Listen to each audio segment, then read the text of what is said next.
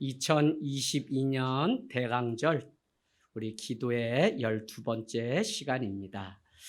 여러분, 우리가 하나님을 구세주다, 구원자다, 또 인도자다, 많은 이름으로 하나님에 대해서 우리는 부르고 있습니다. 그럼에도 불구하고 오늘 우리가 읽은 요한복음 15장 12절에서 15절에는 더 이상 우리를 종으로 부르지 않고 친구라고 여겨주시고 친구가 되어주시겠다고 말씀하고 있습니다. 그래서 오늘 여러분과 같이 나누려고 하는 것은 인도자이며 구원자이신 하나님은 우리의 친구다라고 하는 사실입니다. 내 계명은 곧 내가 너희를 사랑한 것 같이 너희도 서로 사랑하라 하는 이것이니라. 사람이 친구를 위하여 자기 목숨을 버리면 이보다 더 큰 사랑은 없나니 너희는 내가 명하는 대로 행하면 곧 나의 친구라. 너희를 친구라 하였노니 내가 내 아버지께 들은 것을 다 너희에게 알게 하였습니다. 아멘, 아멘. 중요한 것 한 가지는 무엇이냐면 친구가 되는데 그 자격이 내가 너희를 사랑한 것 같이 너희는 서로 사랑하라는 것입니다. 친구를 위하여 목숨을 내어주면 이보다 더 큰 사랑은 없다고 오늘 말씀하고 있죠. 그런데 중요한 것은 이전에는 우리가 종이었는데 이제는 우리를 친구로 삼아주셨다. 그래서 말씀 요한복음 15장을 자세히 보게 되면 종의 삶은 주인이 하는 일을 알지 못한다는 것입니다.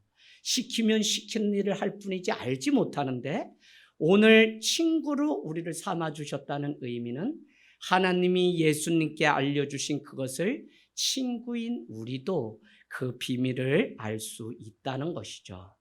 여러분, 우리가 늘 살아가면서 친구를 위하여 목숨을 내어주는 그 일은 얼마나 어려운 일인지 모릅니다. 그래서 우리가 우리 자식을 데리고 가려고 하면 그냥 목숨을 걸고 싸우기 마련일 텐데 오늘 하나님은 당신의 아들 독생자 예수 그리스도를 기꺼이 내어주심으로 인해서 우리에게 진정한 친구가 되어주셨다는 것입니다. 그래서 이와 같이 친구를 위하여 목숨을 내어주면 너희는 이거보다 더 큰 사랑을 행할 자가 없다고 우리에게 말씀하고 있다는 것이죠. 저는 우리가 신앙을 가지고 살아간다고 하는 이것이 이 하나님의 사랑을 깨닫는 자는 신자가 되고 성도가 되고 비로소 그리스도인이 되고 더 나아가서는 친구이신 예수 그리스도를 인생의 전부로 여기지만 이 사랑을 알지 못하고 맛보지 않으면 아직도 무엇을 위해 우리가 살아가야 하는 것인지 또 우리가 신앙으로 살아간다는 것이 무엇인지를 알지 못하게 되는 것입니다. 여러분, 친구는 누구입니까? 아무런 조건을 따지지 않고 자기의 목숨을 내어주기를 아깝게 여기지 않는 자가 친구라는 것입니다. 주님이 우리에게 그와 같이 친구가 되어주셨고 나도 주님과 우정을 지켜가는 친구의 자격을 얻었다는 것이죠. 친구이신 예수님을 여러분은 함께 동행하며 걸어가고 계십니까? 친구는 함께 걸어가고 함께 인생을 나누고 함께 신뢰하지 않으면 안 되는 것입니다. 그래서 친구를 자칫 잘못 만나면 우리는 친구 따라 죄의 길도 가는 일들을 겪게 되죠. 아무튼 친구는 아무 조건 없이 우정 때문에 하나가 되는 것을 우리는 알고 있습니다. 오늘 우리가 읽은 이 잠언서는 지혜서입니다.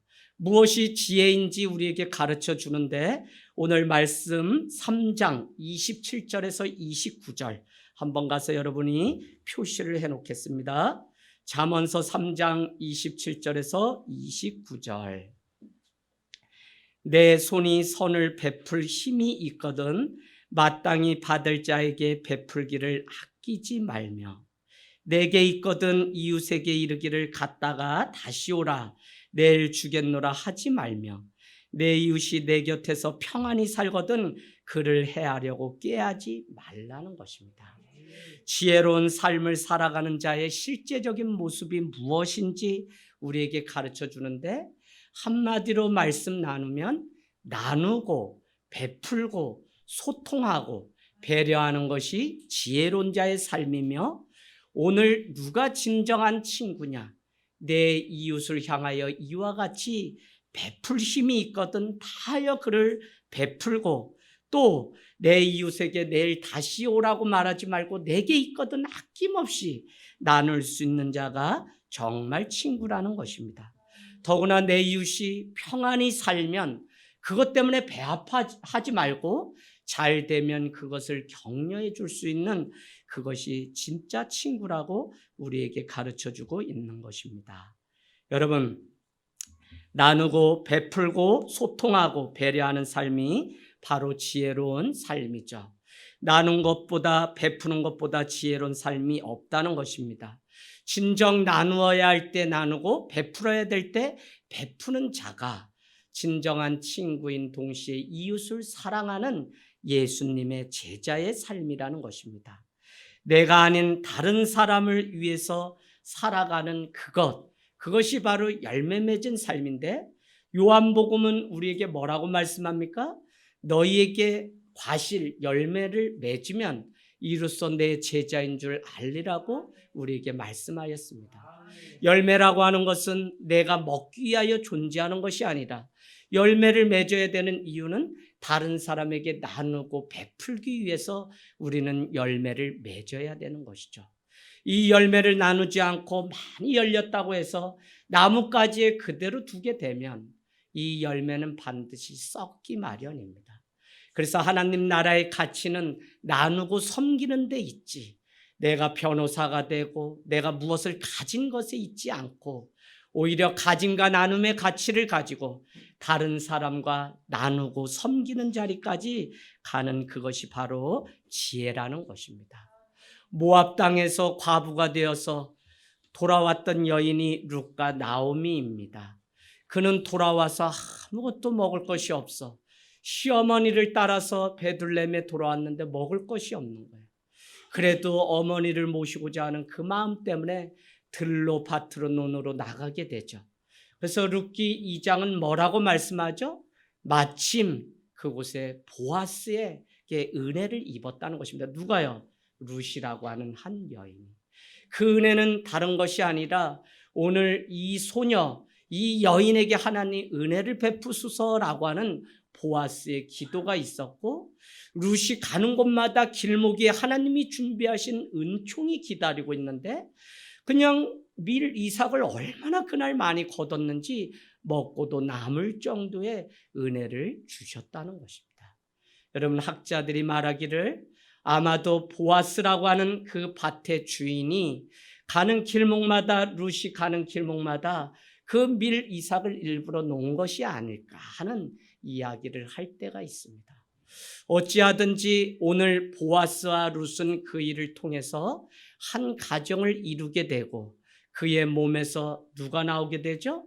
이세, 다윗, 예수 그리스도의 오심을 예비하는 일들이 일어났던 것을 보면, 오늘 보아스가 나누고자 했던 그곳 가운데 생명의 길이 예수 그리스도를 통해서 우리에게 왔던 것을 우리는 알 수 있습니다. 이것을 반드시 따서 이웃들과 나눌 수 있는 이것이 지혜요, 예수를 믿고 살아가는 성숙한 삶입니다. 배려하는 그리스도인의 삶은 바로 나누는 데 있고, 내 것이 정말 귀한 줄 안다면 오히려 다른 사람의 것을 더 귀히 여기기 때문에 내 것을 줄 수 있는 그 마음이 있기를 원합니다.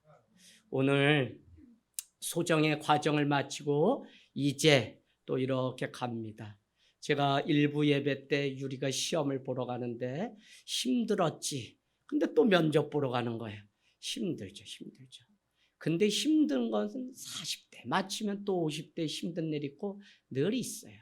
오죽 갈 학교가 없으면 우리 권사님은 노치원에 입학해서 아침에 날마다 일주일 5일 동안, 물론 아침 줘요, 점심 줘요, 저녁 줘, 이제는 그곳이 더 하나님의 나라가 거기에 임했다는 거예요. 그래서 이제는 거기서 어떻게 할 수가 없어요. 그래도 어쨌거나 계속 평생 배워야 되고 졸업하면 끝인 줄 알았더니 또 그 다음 단계가 기다리고 있는 것이 우리의 삶. 그래서 지혜로운 인생의 건축자가 되는 일이 너무 중요한데, 그것은 다른 것이 아니라 은혜를 알고 은혜를 나눌 수 있는 인생을 살아가는 법, 정말 영적인 안목이 열려서 세상에 하나님의 은혜를 덮고 살아가는 그런 사람이라면 이 땅 가운데서도 이미 승리한 삶을 살아가는 자입니다. 오늘 우리가 말씀을 듣습니다. 말씀을 듣고 나누지 않으면 자기 삶의 성숙과 무관하게 되죠. 형식적인 신자로 만들게 되며 결국은 하나님의 말씀을 붙잡고 사는 것이 아니라 우상을 섬기게 됩니다. 제가 빌레몬서를 통해 은혜, 사랑, 용서, 자비 모든 교회에서 사용하는 언어는 관계적 언어인 동시에 공동체적 언어며 지체적 언어라고 말씀드렸습니다. 그것은 혼자 은혜 있다 그래서 은혜가 유지되는 것이 아니라, 혼자 용서할 수 있는 것이 아니라 쌍방이 함께 용서하듯 서로 함께 지체와 관계 속에서 나누는 것이 주님의 은혜. 그래서 여러분, 우리가 받은 이 말씀도 나눠야 되는데 나누지 않으면 그것이 우상을 섬기는 일이 됩니다. 팀 켈러라고 하는 목사님은 성경은 두 가지 주제밖에 없다고 말씀하고 있죠. 하나는 하나님을 섬기는 예배와 그 나머지는 우상을 섬기는 것 외에는 없다는 것입니다. 그래서 성경을 가만히 보면 이 사람이 예배를 하나님을 최고의 가치로 여기고 예배하였는지 아니었는지가 등장할 뿐 그 이상도 이하도 아니라고 말씀하고 있습니다. 여러분, 말씀으로 성숙해지는 삶이 되지 않으면 이것저것 세상 것에 우리가 허비하면서 살아가게 됩니다. 더구나 종교적 중독에 빠져서 현상만 쫓기 때문에 믿은 지는 오래됐지만 자기 자신도 변하지 않고 자기의 주변에도 아무런 은혜가 나눠주지 않는 것을 봅니다. 우리는 신앙인이 되어야지 종교인이 되면 종교가 주는 중독에 빠져서 자기 신앙은 공고해지게 세울지 몰라도 하나님과 상관없고 이웃과 전혀 상관없는 믿음을 자랑하게 되는 것입니다. 그렇게 되면 내 눈앞에 있는 한 영혼, 한 가정, 우리 가족조차도 소중하게 여기는 믿음을 잃게 되는 것입니다. 그래서 오늘 주님은 은혜가 있다면 나누라는 것이고, 이웃에게 줄 것이 있으면 다시 내일 돌아오라고 하면서 숨기지 말고 오늘 그 자리에서 주라는 것입니다. 그냥 바람잡이 하는 것이 아니라 녹아져서 거기에 자기가 들어가서 살아내야만 변화가 일어나기 때문에 예수님은 윗물이 맑아야 아랫물이 맑다고 가르친 것이 아니라 너 자신이 죽어야, 너가 예수 그리스도의 삶을 살아가야 가정이 변화되고 교회가 변화되고 이 공동체와 지역사회가 변화된다고 말씀하는 것을 보면 기준은 내가 오늘 예수 그리스도의 은혜를 나누는 사람인지 아닌지가 중요한 것이지, 다른 사람 때문에 우리 신앙이 되고 안 되고가 전혀 아니라는 사실입니다. 여러분, 진정한 친구는 늘 나누는 사람이고 그 사람은 바로 지혜로운 삶을 살아갑니다. 우리가 날마다 기도하지만 기도의 원리를 잘 아셔야 됩니다. 내가 어려울 때는 공동체가 기도했는데 공동체의 어려운 자를 위해서 기도하지 않는다면 아직도 먼 것입니다. 여러분, 기도의 원리를 생각해 보면 나눈다는 것은 내 손을 편다는 의미가 있습니다. 기도할 때 내 손을 펴는 일이 바로 기도라는 것이죠. 내 것을 꼭 쥐고 있는데 어떻게 주님의 응답으로 그 열매를 손에 들려줄 수 있을까요? 기도할 것이 없어서 기도하지 않는 것도 이 시대의 문제이겠지만, 기도의 바른 정의가 내가 쥐고 있던 것을 다른 사람에게 나눈다고 하는 그 의미를 보지 못하는 것은 더 큰 문제입니다. 내 열심과 내 업적을 채우려고 노력하는 세상적인 삶도 내려놓아야 우리는 기도할 수 있습니다. 똑똑하고 현실적인 척하는 현대인들은 내 눈앞에 있는 것을 해결하지도 않은 채 기도만 하면 다냐고 말합니다. 그러나 여러분이 한 가지를 알고 두 가지를 모르는 삶이죠. 기도 없이 이룬 그것이 결국 하나님의 은혜가 됩니까? 처음에는 그렇게 하나님의 은혜라고 말할지 몰라도 결국은 자기가 잘해서 된 것처럼 주님을 떠나는 사람을 많이 보았습니다. 기도는 내 그릇을 넓혀야만 그곳에 하나님이 채우시는 것이죠. 아이에게 과자를 준다고 부모님이 그릇을 가져오라고 하는데 그릇이 작으면 그것밖에 줄 수 없는 것입니다. 그래서 나눈다고 하는 것은 내가 진 것을 내려놓는 것이 바로 기도라는 것입니다. 기도는 누가 하냐? 기도는 응답받기 위해서 기도하면 하지 못합니다. 오히려 기도는 하나님을 사랑하기 때문에 드리는 그 자리에 나갈 수 있는 그것이 기도지. 우리가 내 목표를 이루고 내가 지금 아픈 환우를 살리기 위해서만 한다면 할 수는 있어요. 그러나 반드시 시험이 찾아옵니다. 기도나 우리가 예배, 행위 모든 것들은 단순히 출발이 그 아들을 기꺼이 나에게 내어주신 친구 되신 주님의 그 사랑 때문에 하는 것이 예배고 헌신이고 봉사가 돼야지. 그래서 제가 왜 여러분에게, 여러분의 자녀에게 냅두라고 말씀드리냐면, 너무 종교적으로 자녀들을 핸들링하면서 이렇게 저렇게 했기 때문에 이 아이들이 주님을 만나볼 기회조차도 놓쳐버리고 산 지가 오래. 오늘 제가 교회 와서 송주가 없는 거예요. 그래서 송주 어딨냐는데 왔다는 거예요. 그래서 송주를 찾았더니 궁뎅이를 하늘로 그냥 이렇게 올리고 그냥 뭐를 쓰는데 좀 전에 이렇게 했던 기도를 아마 쓰고 있었던 것 같아요. 얼마나 이쁜지. 우리 송주가 이제 고등학교 가는데 하나님 앞에 자기가 자기 언어로 자기 말로 고백하는 것. 그래서 세례식 날 왔다 가신 장로님 가정이 너무 놀라서 저에게 놀라시더라고요. 목사님, 어른도 자기 신앙의 고백을 하지 않고 그저 그렇게 살아가는 시대인데 어떻게 저 어린 아이들이 나와서 내가 모태신앙이었고 내가 교회 나온 지 10몇 년 됐는데 이제 내가 세례를 받는다고 고백할 수 있나요? 본인은 예전에 70년 전에 그 얘기를 들어본 적 이후로는 여기 와서 처음 듣는다는 거예요. 여러분, 이것이 단순한 것이 아니라 내가 정말 하나님을 만나서 인격적으로 올려드리는, 사랑하기 때문에 드리는 그 기도, 그게 진짜 기도라고 하는 사실입니다. 인간의 지혜, 잠언서는 우리에게 분명히 대조적으로 한눈에 볼 수 있도록 해주기 때문에 잠언서는 명확한 복음입니다.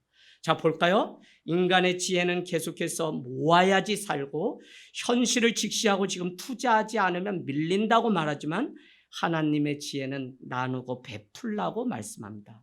무엇이 없다, 무엇이 되지 않는다고 말하지만 더 정직하게 대답해야 되는 우리는 그 무엇을 위해 사냐고 바쁜 게 우리의 삶이고, 무엇이 없다, 무엇이 되지 않는다고 말하는 그것에 매여서 우리가 살기 때문에 하나님 앞에 우리 삶을 드리지 못하고 살아가고 있다는 것입니다.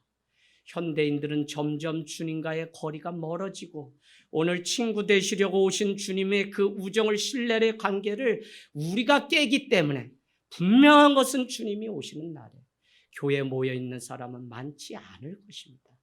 여러분, 잘 아셔야 돼요. 우리가 이런 상황 속에 할 수 없이 대안적으로 밴드로 이렇게 저렇게 예배 드릴 수는 있지만 여러분이 이것을 당연히 여기면 하나님은 싫어하시는 것입니다. 왜 굳이 우리가 모여서 주님의 오심을 기다리며 한 자리에 모여 예배라고 했는지 여러분은 잘 아셔야 돼요. 사단은 계속 우리의 사이를 내요. 이사야에서는 죄가 우리의 사이를 냈다 그래요. 시인의 이름이 생각이 안 나네. 정종현 맞나요? 네, 사람과 사람 사이에 섬이 있다. 그 섬에 가고 싶다. 점점 섬이 벌어져요. 여러분, 사단이 좋아하는 것은 더 이상 우리를 만나지 못하게 하고 가족 안에서도 대화가 다 끊어지게 하고 점점 더 사람을 사람으로 대하는 인격적인 만남이 없어집니다. 우리끼리도 되지 않는데 하나님과 우리 사이가 정말 우정을 다하고 친구의 관계가 될 수 없습니다. 그래서 여러분, 우리가 주님 앞에 진실되고 정직하게 살아가는 이 일이 얼마나 중요한지 모른다는 것입니다. 여러분, 오늘 말씀 한번 볼까요? 내 이웃이 평안하면 다투지도 말라고 말씀하는데 30절 말씀 보십시오. 30절, 이웃이 악을 행하지 않았다면 어떻게 하라고요? 까닭 없이 더불어 다투지 말라는 것입니다. 31절 가보세요. 포악하게 행하는 자가 잘 되거든 그것을 부러워하지 말라는 것입니다. 왜 그러냐면 오늘 우리가 읽은 32절은 하나님은 패역한 자를 미워하고 하나님은 정직한 자와는 교제하는 친구이시기 때문에 오늘 우리에게 정직한 삶을 원하고 있는 것입니다. 아무리 부자지간, 아무리 사제지간, 아무리 성도와 목회자, 아무리 부부지간 많은 관계가 다 깨진 시대에 살아가도 그 안에 신뢰와 정직과 그 안에 솔직함이 빠진다면 더 이상 그 관계는 형식적인 관계죠.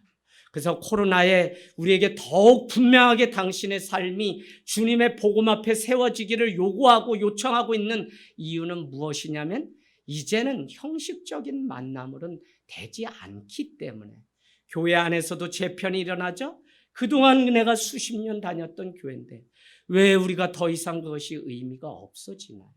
그렇게 부모의 품이 따뜻하고 그렇게 부모의 밥이 맛있게 느껴졌는데 어느 날 그 편했던 아버지의 집을 떠나는 탕자의 심정을 생각하면 더 이상 정직함과 솔직함이 아니면 우리는 친구의 관계를 지킬 수 없는 때가 왔다는 사실을 아셔야 됩니다.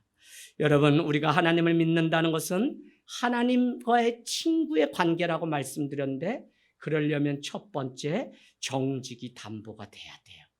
이제는 사람 때문에 하는 신앙, 누가 전화해서 목사님 매달려서 오라고 해서 이제는 이런 거에 여러분 하지 마시고 하늘 땅 교회 성도가 되면 자발적 신앙과 공동체로의 책임의식 때문에 우리는 예배를 드리고 헌금을 하고 무엇이 있으면 함께 세워가려고 하는 것이지 누가 등 떠밀어서 의무로 하늘 땅 교회는 임직식에도 감사헌금 내는 것조차도 다 없앤 이유가 내가 하나님 앞에 감사해야 하는 일이지 그것이 의무로 한다면 이미 그것은 어떤 순종이어도 온전한 순종이 되지 않기 때문에 그래서 제가 여러분에게 헌금은 반드시 오퍼링은 예배 가운데 드려야 돼요. 그래서 주정예물도 여러분이 잘 자녀들에게 가르쳐야 됩니다. 그럼에도 불구하고 저는 말하지 않아요. 왜요? 자발적으로 여러분이 하실 수 있는 분들이기 때문에 제가 말하지 않아요. 왜요? 그때까지 기다려주는 것이 저에게 숙제고 어려운 일이겠죠? 그러나 저는 기다리고 싶어요. 내가 목회자의 자녀인 두 아들을 키워봤지만 저 아이들을 때리면서 목회자의 아들이 너가 이렇게 되고 본이 되고 이랬다면 저 두 아들 겨우 믿음 지키면서 여기 있지만 아마 없을 거예요. 그래서 그래도 하나님께 한 발 한 발씩 나아가는 그것을 우리가 높이 사는 것이죠. 33절 가세요. 표시해 놓으세요. 악인의 집, 악인은 지혜가 없는 자죠. 악인의 집에는 저주의 동그라미 해놓으시고요. 의인의 집에는 뭐가 있어요? 복이, 축복이 있습니다. 34절 거만한 자는 뭐요? 비웃음을 당하고 겸손한 자는 은혜를 베풀어 주십니다. 명확해요. 35절 지혜로 자는 영광을 기업으로 받지만 미련한 자의 영달함, 잘 되는 거 있죠? 잘 되는 영달함은 마지막에 가보면 결국 수치가 기다리고 있는 것입니다. 죄의 싹은 사망이다. 죄의 싹, 봉투, 월급을 평생 내가 주님 앞에 회개하는 날 서서 싹 웨이지를 받았는데 봉투를 열어봤더니 그 안에 사망이라고 써 있다는 것입니다. 여러분, 우리는 반드시 주님 앞에 싹을 계산하고 받는 날이 있는데 그것이 믿는 자는 영원한 영생이고 그렇지 않은 자는 영벌이라고 하는 봉투를 받는다는 것이 성경이죠. 지혜로운 자는 수치를 당하지 않습니다. 왜냐하면 인간이 계속 그 수치를 당하고 하루아침에 나락에 떨어져서 매스컴에 나오는 이유는 단순하죠. 어리석기 때문에 그렇습니다. 끝없이 내려놓는 삶, 베풀고 섬기는 삶을 살아가는 것이 바로 믿는 자의 삶이라는 것입니다. 그런데 그것이 아니라 세상적인 부를 채우기 위해서 계속적으로 그 명예와 무엇인가를 채우기 위하여 살아가는 그 삶이기 때문에 하루아침에 추락하는 것이죠. 우리가 잘 아는 헨리 나우에는 세상의 욕망은 사양성을 지향한다면 주님을 따라가는 그 은혜는 하향적인 삶을 살아간다는 것입니다. 그래서 제가 여러분께 늘 간증하지만 이 교회가 시작될 때 너무 용기가 없어 두려워할 때 우리 큰아들이 놀이터에서 봄이 온다는 그 소식, 이 녀석아 눈이 있는데 무슨 봄이 오니 했더니 저 아래 나뭇가지에 싹이 트고 있어요. 그래서 제가 머리를 이마에 대고 그 싹을 보려고 확인하는 순간 생명이 저 아래 낮은 곳에서 자라고 있음을 보면서 이재학이라고 하는 나도 사람들이 보는 눈을 의식해서 어느 정도 높은 곳에서 개척을 출발하려고 해서 용기 내지 못한 내 모습을 보면서 주님은 낮고 낮은 자리에 오셨는데 내가 낮은 곳에 여전히 누군가의 사랑이 닿으면 생명이 자라고 그곳에서 인생을 다시 사는 일이 있구나. 그래서 가정에서 말없이 12월 12일에 첫 예배를 드리게 된 것입니다. 여러분, 교회 태동처럼 우리 주님은 낮아지셔서 인간의 몸을 입고 이 땅에 오셨으며 간절히 기다리고 설레임으로 기다리는 자를 만나 주시는 것이 바로 이 성탄절 아기 예수님입니다. 우리가 말씀을 의지하고 말씀대로 살아가는 것이 지혜라면 말씀대로 살다가 주님이 오시면 그냥 그렇게 만나면 되는 것이지, 우리가 교회를 다니기 때문에 세상적으로 뭐가 더 잘해야 된다, 잘해야 된다. 살아봤더니 난 그런 하나님이라면 못 살 것 같아요. 가족력이라는 게 있습니다. 가정 안에 같은 감정을 공유하고 같은 음식을 먹고 가령 분노가 나면 매운 것을 부모가 먹고 자녀를 먹이니 위암이 올 수밖에요. 그래서 여러분, 가족력이라는 게 있더라고요. 그래서 저는 개척을 큰 누님이 유방암이 와서 개척했고 막내 동생을 떠나고 아버지가 또 오고 최근에는 막내 누님까지 병에 시달려 대수술을 받으면서 제 자신도 다음 주면 또 대장암 또 위암 치료가 아니라 그 검사를 위해서 내시경을 하러 가지만 두려워요. 연약하기는 매 마찬가지입니다. 근데 제가 이 말씀을 드리는 이유는 믿으면 다 잘 된다는 것은 예수 그리스도가 주시는 평안과 기쁨을 말하는 것이지, 세상 사람들이 정해놓은 것처럼 빌딩을 사고 뭘 사서 갑부가 되고 부자가 되는 그런 것이 아니라고요. 제발 부모님들께 부탁드리는, 세상적인 가치관으로 우리 자녀들을 평가하지 마십시오. 세상은 현재를 보고 현상을 보고 우리를 판단하지만 주님은 우리가 변화될 최상 미래의 모습을 보시고 우리를 부르시고 일하시는 분이에요.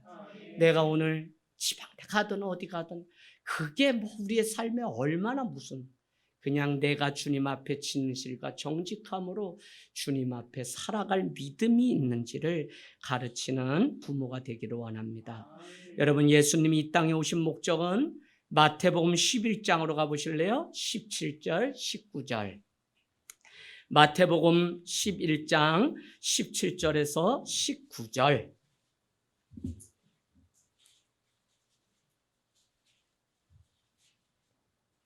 마태복음 11장 17절에서 19절. 이르되 우리가 너희를 향하여 피리를 불어도 너희가 춤추지 않고 우리가 슬피 울어도 너희가 가슴을 치지 아니하였다 함과 같으니, 요한이 와서 먹지도 않고 마시지도 아니하며 그들이 말하기를 귀신이 들렸다 하더니 인자 예수는 와서 먹고 마시며 말하기를 보라, 먹기를 탐하고 포도주를 즐기는 사람이요 세리와 죄인의 친구로다 하니 지혜는 그 행한 일로 인하여 옳다함을 얻느니라. 아멘. 오늘 예수님이 세리와 죄인의 친구가 된 것을 보면 성경이 우리에게 가르쳐주는 분명한 한 가지는, 예수님의 친구 되는데 조건은 완벽함에 있는 것이 아니라 정직함과 솔직함에 있습니다. 우리가 한 사람의 신자가 되는 것은 내가 무엇을 실수하지 않고 다 잘 되고 하는 것마다 척척척척 응답이라는 이름으로 하는 데 있는 것이 아니라 있는 모습 그대로 주님 앞에 나오는 그것이 정직함과 솔직함이 주님과 우리의 우정을 깨트리지 않고 끝까지 가는 거예요. 왜요? 오늘 세리와 창녀는 예수 그리스도의 은혜가 임하게 되면, 그의 보혈로 우리가 씻기운 바가 되면 나도 얼마든지 예수님의 친구가 될 수 있다는 사실을 알았기 때문에 오늘 예수님은 죄인인 그, 창녀인 그, 특별히 여러분에게 제가 늘 말씀드린 것은 초대교회의 유대교의 법으로 인해서 율법을 완전히 지키고 성전에 나가 제사를 지내는 두 가지가 우리가 용서받고 구원받는 구약의 그 구원 방법인데 오늘 그것으로도 해결되지 않는 유일한 직업이 창녀와 세리입니다. 그들은 공동체에서 떠나받고 추방당해서 멀리 떨어져 있는데 오늘 예수님은 그들이 있는 그곳의 변방에 찾아가셔서 식사를 하고 포도주를 하니 바리새인들은 예수님을 향하여 먹기를 탐하는 자라고 그렇게 말을 하고 있다는 것입니다. 여러분, 나의 죄됨을 주님 앞에 가지고 정직하게 나가는 그 일이 주님 앞에 얼마나 중요한지요. 욥기 42편 7절, 엘리바스라고 하는 욥의 세 친구 중에 한 명에게 주님은 욥기 42장에 이제 너희가 귀로 들었는데 이제 내가 눈으로 보았다고 하는 욥의 아름다운 고백 뒤에 이런 말씀의 책망이 있습니다. 욥기서 42장 7절, 여호와께서 욥에게 이 말씀을 하신 후에 여호와께서 대만 사람 엘리바스에게 이르시되 내가 너와 내 친구에게 노하노니 이는 너희가 나를 가리켜 말한 것이 내 종 욥의 말같이 옳지 못함이니라. 그러니까 욥의 세 친구가 했던 것은 정직이 빠지고 그 안에 거짓이 있다는 것입니다. 오늘 욥의 고통을 향해서 너가 도덕적으로 윤리적으로 무엇을 행하지 않았기 때문에 하나님의 심판을 받은 거에 빨리 가서 회개해라고 말했던 세 친구의 말임에도 불구하고 오늘 주님은 오히려 욥의 믿음이 정직과 솔직함이 있었지 세 친구는 거짓을 일삼았다고 책망하고 있는 것입니다. 욥기는 우리에게 인내하라고 가르친 것이 아닙니다. 욥기는 어떤 인생이든지 고통이 있다고 말씀하고 있는 책입니다.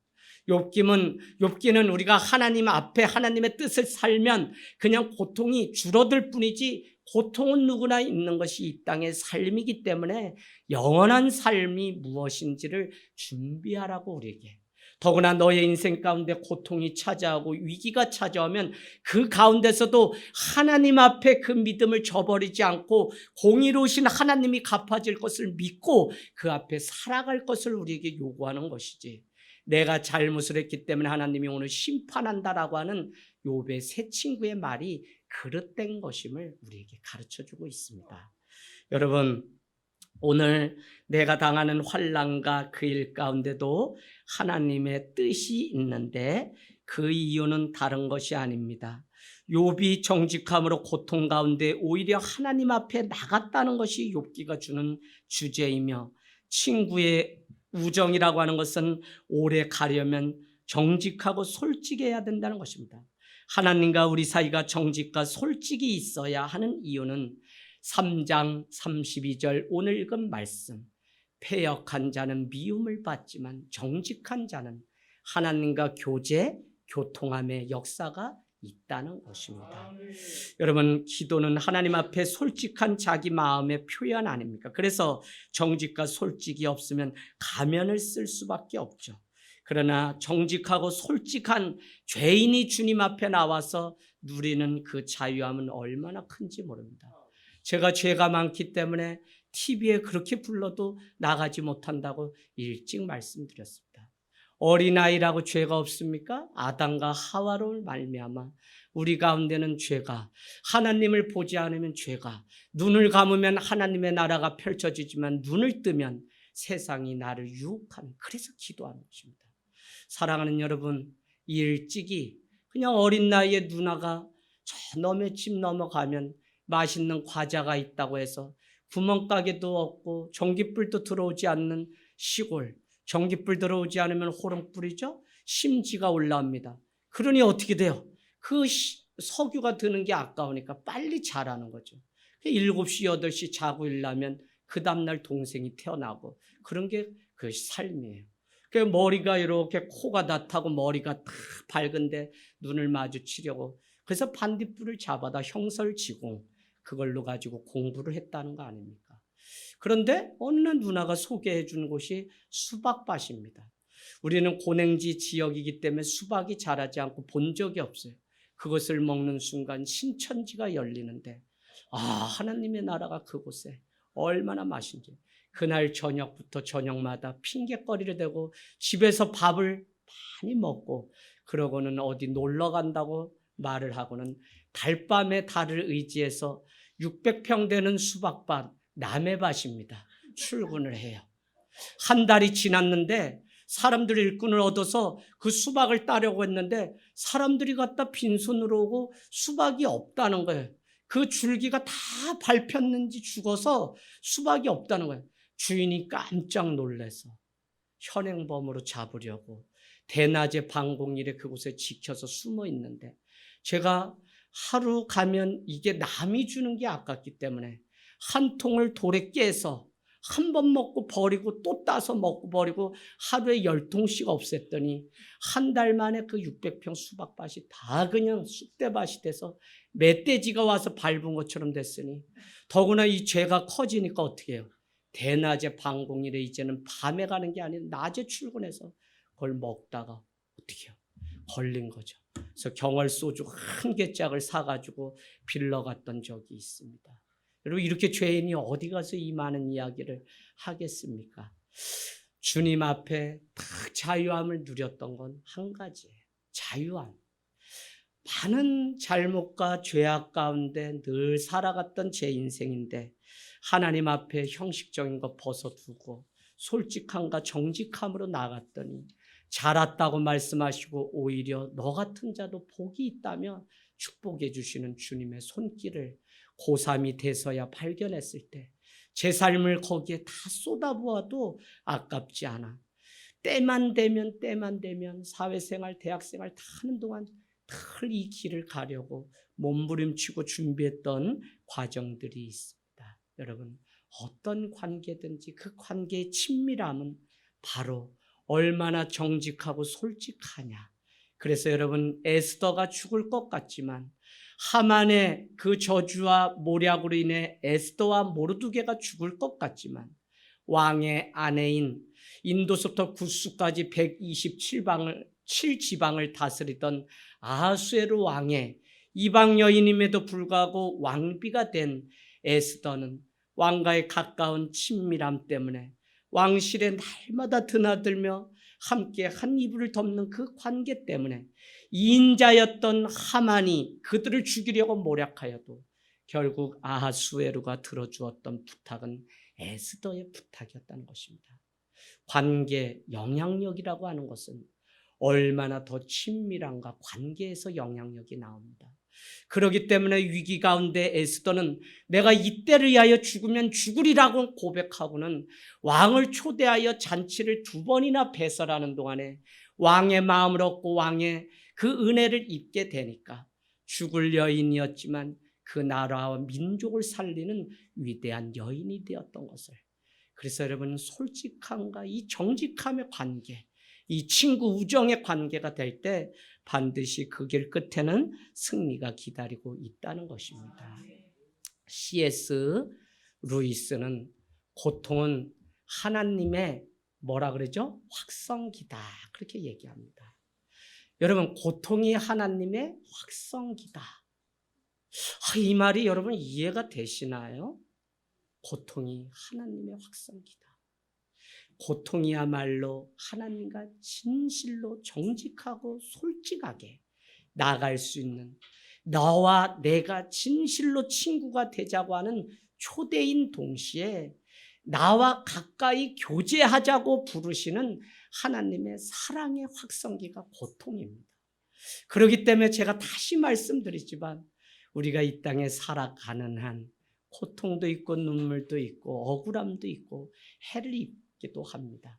그럼에도 불구하고 우리는 물러서지 않고 그 주님의 일하심을 믿고 우리가 날마다 주 앞에 서는, 어려우니까 솔직한 거죠. 어려우니까 정직하게 주님 도와달라고 말할 수 있는 그 신앙, 그것이 저와 여러분에게 있기를 주님의 이름으로 축복합니다. 아멘. 아멘.